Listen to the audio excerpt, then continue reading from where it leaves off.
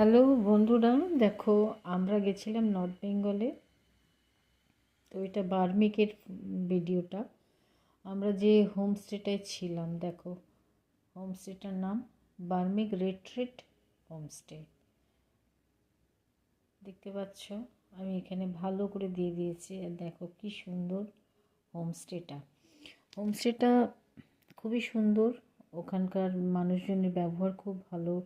রান্নাবান্না তো ভীষণই ভালো। রান্নাবান্নার কোয়ালিটি নিয়ে পাহাড়ে যাই রান্না করে দিক না কেন, সত্যি আমার তো এত ভালো লাগে।